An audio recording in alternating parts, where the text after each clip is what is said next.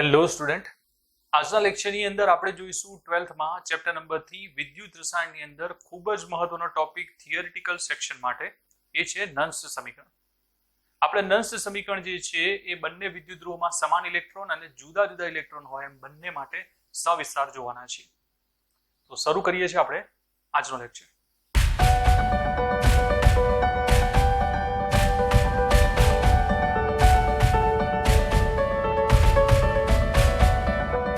પ્રથમ નન્સ સમીકરણ જે છે એ કોના માટે હોય છે? તો આપણે બિન પ્રમાણિત કોષનું પોટેન્શિયલ એટલે કે ઈ સેલ નક્કી કરવો હોય તો તેના માટે આપણે આ સમીકરણ જે છે તેનો યુઝ કરીએ છીએ.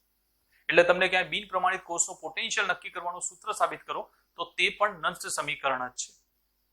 તો હવે પ્રથમ નન્સ્ટે શું દર્શાવેલું છે? તો નન્સ્ટે દર્શાવ્યું પ્રથમ એક રિડક્શન પ્રક્રિયા લીધી છે આપણે અહીંયા કોઈ એક મેટલ માટે, જેમ કે M+N aqueous plus N electron અને એમાંથી છે M સોલિડ. હવે અત્યાર સુધી આપણે શું લેતા આવ્યા છીએ કે સાંદ્રતા આયનની હંમેશા 1 મોલર હોય છે, પણ નન્સ્ટે દર્શાવ્યું છે કે કોઈ પણ સાંદ્રતાએ આપણે વિદ્યુત ધ્રુવનો પોટેન્શિયલ નક્કી કરવો હોય તો નક્કી કરી શકીએ છીએ. તો એના માટેનું સમીકરણ છે. તો અહીંયા પ્રમાણિત હાઇડ્રોજન વિદ્યુત ધ્રુવના સંદર્ભમાં કોઈ પણ સાંદ્રતાએ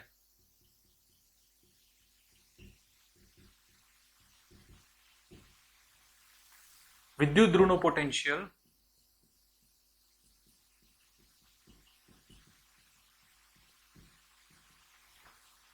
નીચે મુજબ દર્શાવાય.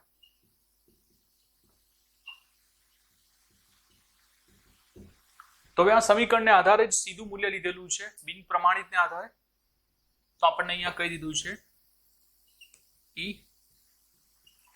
M+N M E ડિગ્રી આ પ્રમાણિત સ્વરૂપ છે. M+N -M sorry M+N M આ અર્ધકોષની વાત થાય છે અહીંયાથી જે આપણે આ લીધો છે તેને આધારે -RT/NF ln M/M+N. હવે આની અંદર RT NF આ બધી વસ્તુ શું દર્શાવે છે તમને આગળ ખ્યાલ આવશે જ્યારે આપણે ઉદાહરણ લઈશું ત્યારે. NCERT અહીંયાથી જ સમજાવી દે છે, પણ એના મૂલ્યની જરૂર આગળ પડે છે. તો અહીંયા આપણે આટલી વસ્તુ લીધેલી છે. હવે આમાં યાદ રાખજો કે અહીંયા આપણે M સોલિડ લીધો છે. હવે ઘન પદાર્થની ઘનતા હોય તો આપણે એમ કહી દઈએ છીએ કે ઘન પદાર્થ માટે સાંદ્રતા 1 એકમ લઈએ. એનો મતલબ એ થયો કે આપણે અહીંયા M નું મૂલ્ય જે છે એ 1 લેવાના છીએ, એટલે કે આ છે. બરાબર? આના માટે યાદ રાખી શકો છો નિપજ ભાગ્યા પ્રક્રિયક પણ કહી શકો છો, એટલે કે આ ભાગ્યા. તો એનું મૂલ્ય આપણે 1 લઈ લઈએ તો ફાઇનલ આપણને ઇક્વેશન મળી જાય છે. એ છે E M+N M E degree M+N M -RT/NF ln 1/M+N. તો આ આપણને મળી ગયું છે. એ છે સમીકરણ નંબર 1 અને આ જ સૌથી મેઇન સમીકરણ છે આપણું, જેના આધારે આપણે બીજા સમીકરણો કોઈ પણ કોષ માટે મેળવી શકીએ છીએ. એટલે પ્રથમ તો આપણને આ સમજ પડવી જોઈએ. તો હવે આ પ્રથમ સમીકરણનો હું યુઝ કરવાનો છું, જેમ કે ડેનિયલ કોષ માટે જેની અંદર સમાન ઇલેક્ટ્રોન છે, ત્યારબાદ જુદા જુદા ઇલેક્ટ્રોન માટે. હવે આપણે સમીકરણ 1 ને આધારે ઉદાહરણ જોઈએ છીએ, જેની અંદર ફર્સ્ટ નંબર બંને વિદ્યુત ધ્રુવોમાં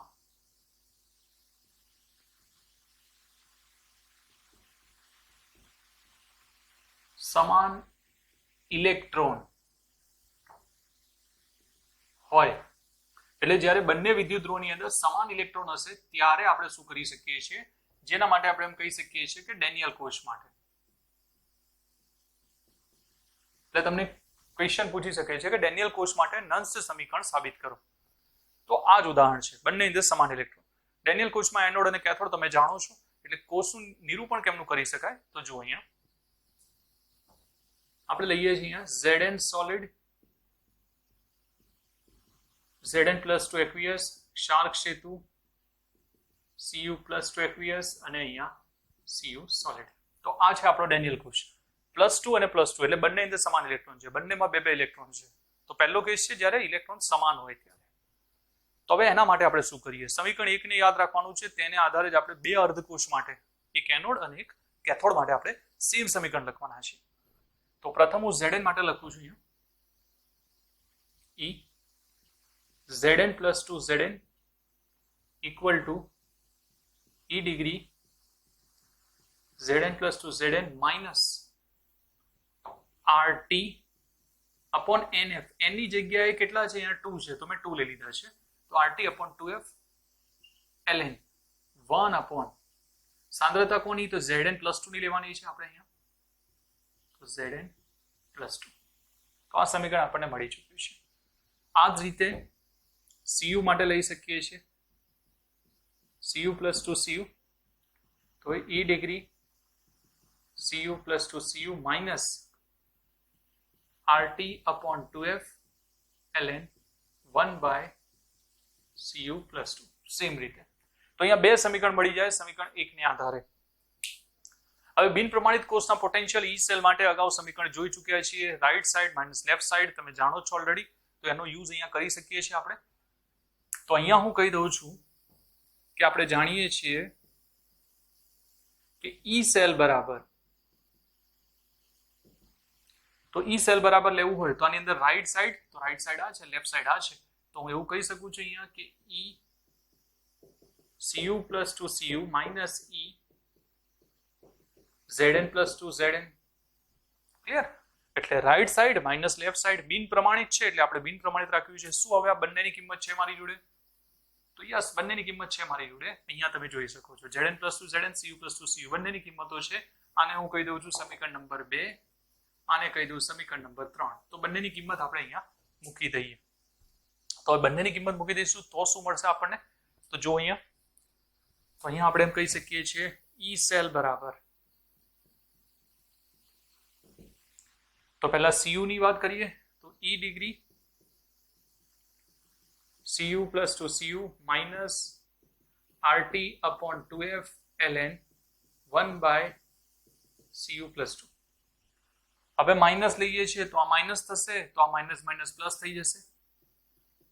E degree Zn+2 Zn plus RT upon 2F ln 1 upon Zn+2. તો આપણને આ મળી જશે. બંનેની કિંમત મેં અહીંયા મૂકી દીધી છે. હવે આપણે અહીંયા શું કરીશું તો જો અહીંયા હવે E ડિગ્રી Cu+2 Cu અને આને હું સાથે લઈ લઉં છું, માઇનસ સાથે જ છે એટલે કંઈ જ કરવાની જરૂર નથી, અહીંયાથી જ ખબર પડી જાય આપણને. સાથે જ આપણી જોડે છે અહીંયા આ બે, તો આ બેને પણ હું ભેગા કરીશ જેની અંદર RT/2F જે છે કોમન નીકળી શકે છે, તો હું એને પણ લઈ શકું છું. તો અહીંયા આપણે શું કરીએ છીએ, જો E degree Cu+2 Cu minus E degree Zn+2 Zn, તો મેં આને સાથે લઈ લીધા છે. ક્લિયર? હવે હું આ બંનેને સાથે લઈ રહ્યો છું. હવે આની અંદર માઇનસ ને પણ હું કોમન કાઢી શકું છું, એટલે આ પણ માઇનસ થઈ શકે છે એની આધારે. હવે જે રીતે આપણે યાદ રાખવું છે તે રીતે યાદ રાખી શકીએ છીએ, આપણી ઉપર છે. માઇનસ ને આધારે પ્લસ ને આધારે બંનેને આધારે સમીકરણ લખી શકાય છે. તો અહીંયા હું શું કરું છું એ જ રીતે, તો હું માઇનસ ને કોમન કાઢી રહ્યો છું દાખલા તરીકે, તો માઇનસ RT/2F કોમન કાઢી દો, 2F કોમન કાઢી લઉં છું, તો આમાં શું બચશે ખાલી ln 1 upon Cu+2 minus, minus કેમ, કારણ કે માઇનસ કોમન કાઢ્યો છે મેં, તો આ પદ જે છે આખું માઇનસ થઈ જશે કારણ કે પ્લસમાં છે, તો અહીંયા પણ શું બચશે ln 1 upon Zn+2. તો આટલું બચવાનું છે અહીંયા. ક્લિયર? તો બધાને ખ્યાલ આવી ચૂક્યો છે આની અંદર. હવે અહીંયા આનો મતલબ શું થાય? E ડિગ્રી, તો જુઓ આના જેવું જ સમીકરણ છે, right side minus left side, cathode minus anode, તો આ પણ એ જ છે. તો જો આ બિન પ્રમાણિત માટે E સેલ થાય તો પ્રમાણિત માટે શું થશે? E ડિગ્રી સેલ થઈ જશે. તો આ બની જશે E degree cell minus RT by 2F. તો આને તો એમનું એમ જ રાખું છું, RT upon 2F. સાથે બંને વચ્ચે બાદબાકી છે, સરવાળો હોય તો ગુણાકાર થાય અને બાદબાકી હોય તો ભાગાકાર થઈ જશે. તો આ બંનેનો ભાગાકાર થઈ જશે અહીંયા, એટલે આપણને અહીંયા મળી જશે ln 1 by Cu plus 2 by 1 by Zn plus 2. તો આ રીતે તમને મળવાનું છે. ક્લિયર? તો આટલે સુધી બધાને ખ્યાલ આવી ચૂક્યો છે. ત્યારબાદ આપણે આની ગણતરી પણ હજુ જોઈએ છીએ. અહીંયાથી જ ખાલી સમજી લેવાનું છે કે અંશનો છેદ છેદમાં જશે અને છેદનો છેદ ઉપર આવી જશે, બસ એટલું જ થવાનું છે. તો આપણે આગળ જોઈએ છીએ. તો છેલ્લે આપણે જોયું છે જે સમીકરણ, એની અંદર જો આપણે અંશના છેદને છેદમાં લઈ જઈએ અને છેદના છેદને અંશમાં લઈ જઈએ તો ફાઇનલ સમીકરણ જે છે એ કંઈક આવું મળશે આપણને. E સેલ બરાબર E degree cell minus RT upon 2F ln. હવે છેદનો છેદ કયો હતો? તો Zn plus 2, અને એ જ રીતે નીચે આવી જશે Cu plus 2. તો તમે આ યાદ રાખી શકો છો. ક્લિયર? ખૂબ જ અગત્યનું છે સમીકરણ. આ સમીકરણ જે છે એને હું કહી દઉં છું સમીકરણ નંબર 4, અને આ આપણું મેઇન સમીકરણ છે જેને આધારે આપણે દાખલા ગણવાના છે. હવે અહીંયા યાદ રાખી લેજો કે આને તમે આ રીતે યાદ રાખી શકો છો કે E સેલ બરાબર E degree cell minus RT upon 2F ln એનોડની સાંદ્રતા ભાગ્યા કેથોડની સાંદ્રતા કરીને તમે યાદ રાખી શકો છો. એટલે કોઈ પણ કોષની અંદરથી ડાયરેક્ટ મૂકી શકો છો. એનોડ તો Zn plus 2, કેથોડ એટલે Cu plus 2. તો આ લઈ શકો છો અહીંયા, એટલે બેમાંથી કોઈ પણ માટે યુઝ કરી શકીએ છીએ. પણ હવે અહીંયા RT અને F ની કિંમત કોમન હોય છે, તો એ કિંમત સાથે પણ આપણે યાદ રાખી શકીએ છીએ. તો હવે કઈ કઈ વસ્તુઓ ત્યાં યાદ રાખવાની છે જો અહીંયા, જ્યાં R બરાબર વાયુ અચળાંક છે. ક્લિયર? વાયુ અચળાંક છે જેનું મૂલ્ય આપણે લઈએ છીએ 8.314 જૂલ કેલ્વિન ઇનવર્સ અને મોલ ઇનવર્સની અંદર. ત્યારબાદ F કે T નું મૂલ્ય, તો T બરાબર લઈએ છીએ તાપમાન, અને તાપમાન લેવામાં આવે છે 298 કેલ્વિનની અંદર. ત્યારબાદ F ની વાત કરીએ આપણે તો એ છે ફેરાડે અચળાંક. દાખલા ગણતી વખતે 96500 લઈએ છીએ, પણ એક્યુરેટ 96487 કુલમ્બ મોલ ઇનવર્સ આટલું હોય છે. બીજી વસ્તુ કે અહીંયા ln નો યુઝ કર્યો છે. ln માંથી આપણે જો લોગમાં જઈશું, યાદ રાખજો, તો જોડે ગુણાકારની અંદર શું લેવું પડશે? 2.303. તો અહીંયા યાદ રાખવાનું છે તમારી વસ્તુને કે અહીંયા આપણે ડાયરેક્ટ ln ની જગ્યાએ હું લોગ લઈ રહ્યો છું, એનો મતલબ અહીંયા ગુણાકારની અંદર જોડે શું આવવાનું છે? 2.303. ક્લિયર? તો હવે અહીંયા જો હું આ બધાની કિંમતનો યુઝ કરું અહીંયા, તો મને સમીકરણ જે છે એ આવું કંઈ મળે છે. આની કિંમત પહેલા કહી દઉં છું, 2.303 RT upon F. હવે 2.303 R ની જગ્યાએ 8.314, T ની જગ્યાએ 298 અને અહીંયા 96487 જ્યારે મૂકવામાં આવે ત્યારે તમને મૂલ્ય મળે છે 0.059, જેનો યુઝ આપણે અહીંયા ડાયરેક્ટ કરવાના છીએ. અને 2.303 એટલે ln શેમાં જતું રહ્યું છે? હવે log ની અંદર, એટલે એનો બેઝ જે છે હવે e ની જગ્યાએ 10 થઈ ગયો છે. ક્લિયર? તો હવે આ સમીકરણને આપણે કેવું હોય તો ફાઇનલ Zn ને આધારે કહી દઈએ છીએ આપણે, તો શું કહી શકાય? માટે E સેલ બરાબર E ડિગ્રી સેલ માઇનસ, હવે શું આવશે અહીંયા? 0.059 by 2. 2 કેમ? કારણ કે આપણે આના માટે 2 લીધા છે. અને log Zn plus 2 ની સાંદ્રતા ભાગ્યા Cu plus 2 ની સાંદ્રતા. તો આ આપણું ફાઇનલ સમીકરણ છે જેના આધારે આપણે દાખલા ગણવાના છીએ. સમીકરણ નંબર ક્લિયર? તો બધાને ખ્યાલ આવી ગયો. હવે સૌથી મહત્વની વસ્તુ એ છે કે અહીંયા જે મૂકો છો એ ઇલેક્ટ્રોનની સંખ્યા છે. જો આ બેની સંખ્યા સેમ હશે તો આંકડો સેમ આવવાનો છે. જ્યારે આ બેની અલગ અલગ હશે તો શું કરી શકાય ત્યાંના પછી જોઈએ છે. હવે જોઈ રહ્યા છે આપણે બંને વિદ્યુત ધ્રુવોમાં ઇલેક્ટ્રોન જુદા જુદા હોય તો સેકન્ડ નંબર છે બંને વિદ્યુત ધ્રુવોમાં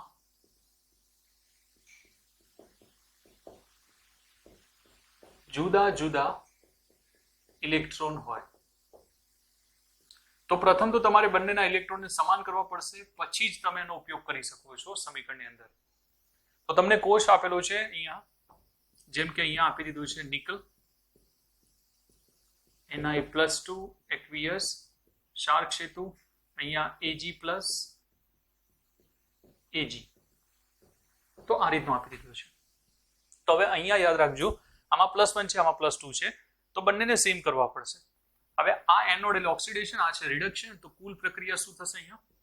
તો Ni solid plus Ag+ aqueous, એમાંથી રૂપાંતર થઈ જવાનું છે Ni+2 aqueous plus Ag solid ની અંદર.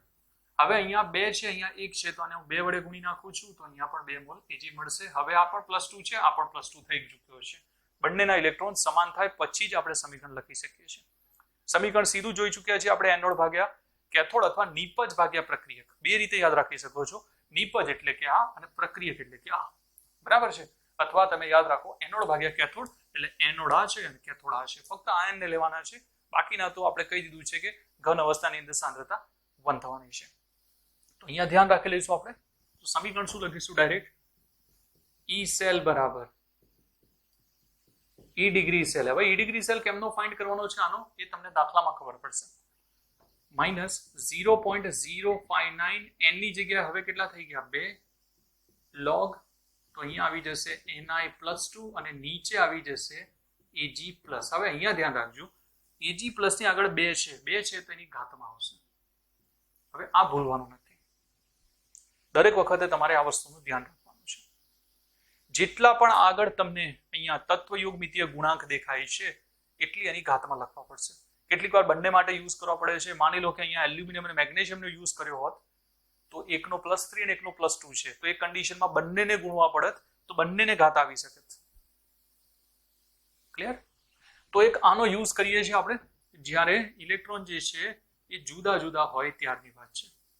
સમાન કરીને તમે યુઝ કરી શકો છો. અને હવે આવે છે એક લાસ્ટ ભાગ કે જો પ્રક્રિયા આપણને A+B gives C+D પ્રકારની આપેલી હોય, એટલે કે કંઈક આ રીતની છે, AA + BB gives CC + DD, આ પ્રકારની છે. તો નિપજોની સાંદ્રતા ભાગ્યા પ્રક્રિયકોની સાંદ્રતા તમારે લઈ લેવાની છે અહીંયા, બાકી બીજું કંઈ જ નથી કરવાનું અહીંયા. એટલે સરળતાથી તમે એને યાદ રાખી શકો છો અહીંયા. તો આ કેસની અંદર તમારે એટલું ધ્યાન રાખવાનું છે કે અહીંયા નિપજોની સાંદ્રતા એટલે કે આ લઈ લેશો અને પ્રક્રિયકોની સાંદ્રતા એટલે તમે આ લઈ લેશો. અહીંયા મૂલ્ય જે છે એ n ના મૂલ્યને આધારે, એટલે તમે કોને લઈ રહ્યા છો તેને આધારે, એટલે અહીંયા હું કંઈ જ નથી દર્શાવી રહ્યો, ફક્ત n ને આધારે જ કહી રહ્યો છું. તો અહીંયા કેવું હોય તો આપણે શું કહી શકીએ છીએ? E સેલ બરાબર E degree cell -0.059/n log C D D A A અને અહીંયા છે BB. ક્લિયર? તો આમાં ખ્યાલ આવી જાય બધાને? તો આ સમીકરણ છે, આ પણ ક્યારેક MCQ ની અંદર સીધું પૂછી શકે છે, નહીતર વધારે તો આપણે આટલે સુધી યાદ રાખવાનું છે. તો આશા રાખું છું બધાને જ આજના લેક્ચરની અંદર ખ્યાલ આવી ચૂક્યો છે. નર્સ સમીકરણ આપણે 3 રીતે જોયું છે. તો આજના લેક્ચરની અંદર નર્સ સમીકરણની આપણે માહિતી લીધી છે. મળીએ છીએ આપણે નેક્સ્ટ લેક્ચરની અંદર, જેની અંદર નર્સ સમીકરણને આધારે જ આપણે બીજા સમીકરણો એટલે કે બીજી કઈ વસ્તુઓ શોધી શકાય છે તેની વાત કરીશું.